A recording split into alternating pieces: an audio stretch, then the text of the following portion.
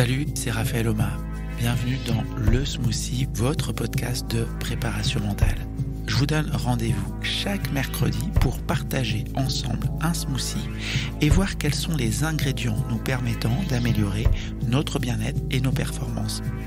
Belle écoute.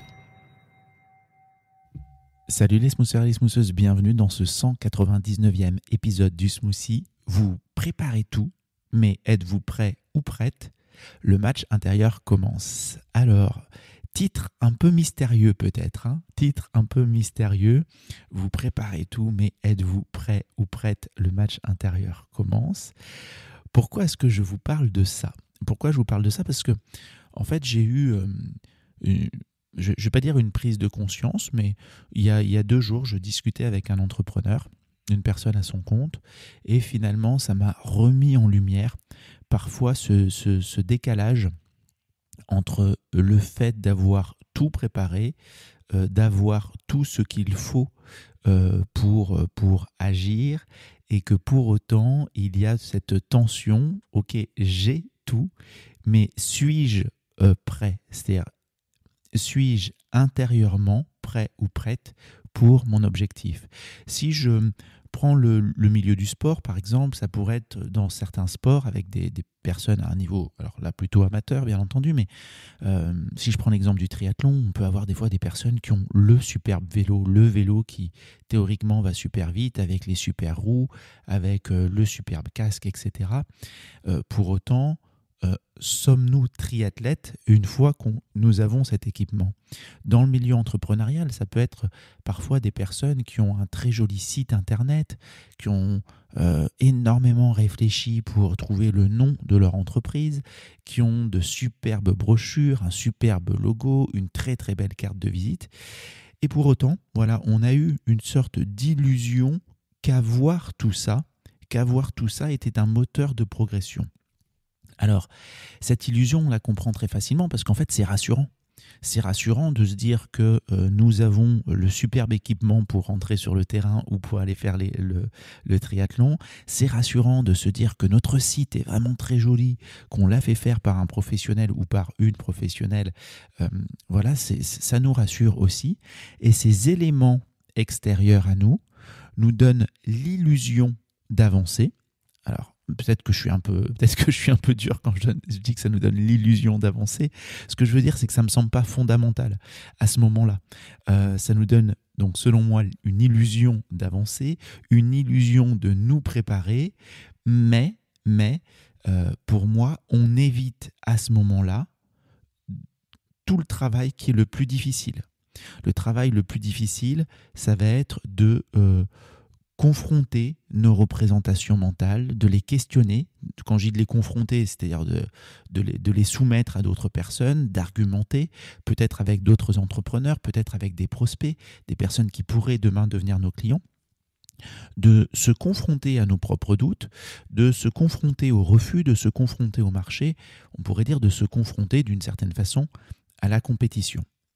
Et le risque aussi que je peux déjà constater avec des personnes qui ont le superbe site internet depuis 8 mois, c'est que le risque, c'est qu'en fait, on perde confiance. C'est-à-dire qu'on voit bien à un moment que ce n'est pas parce que j'ai tout ce qu'il faut pour avancer que je suis en mesure de mettre concrètement les actions qui me permettent d'avancer et d'avoir les résultats que je vise. Et donc, il va y avoir une baisse de la confiance, une augmentation de la procrastination et un cercle vicieux qui va se mettre en place, tout simplement parce que je vais davantage procrastiner pour aller proposer mes services, parce que je me dis non, mais écoute, j'ai déjà pas eu de résultat, peut-être que le problème, en fait, c'est mon logo ou c'est mon site internet. Donc je ne sais pas si ça vous parle ou pas. Ça rappelle aussi une étude qu'on évoque très souvent, une référence théorique qu'on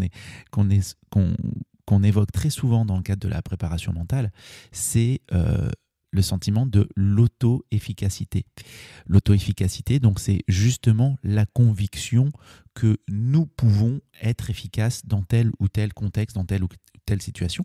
Et donc, ça nous permet d'être justement en mesure d'agir, d'avancer, d'avoir des résultats, et là d'avoir plutôt un cercle vertueux. Et donc, il faut davantage travailler sur l'intérieur, sur l'être, pour changer l'extérieur, pour changer l'avoir. Alors, travailler davantage sur l'intérieur, à défaut d'avoir le site, le logo, etc. dans le milieu entrepreneurial ou les équipements, ça peut être de développer finalement nos capacités mentales, de développer nos compétences émotionnelles, d'avoir davantage de résilience, d'avoir davantage de clarté sur les points impactants, sur les points réellement essentiels à notre développement.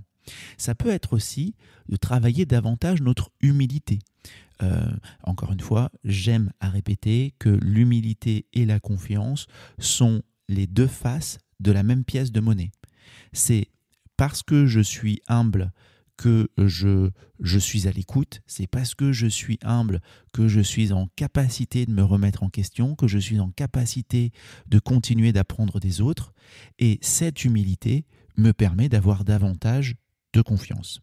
Et donc on va pouvoir aussi, si l'on est orienté sur l'être, travailler également sur nos représentations mentales, comme je disais tout à l'heure, en les questionnant, en les confrontant.